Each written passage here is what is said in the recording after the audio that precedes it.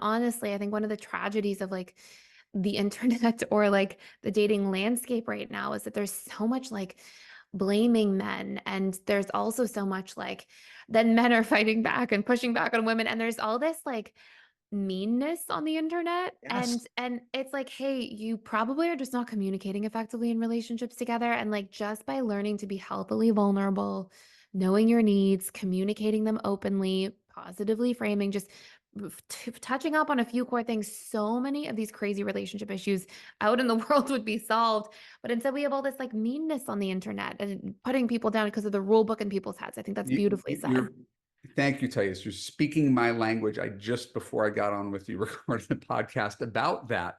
Um, because I do think you're right. The internet allows this to proliferate where men retreat to their quarters and talk about what's wrong with women, or women retreat to their corners and talk about what's wrong with men. And it's not like either of them don't have points. They do have points, but we're missing the core, which is that we're human beings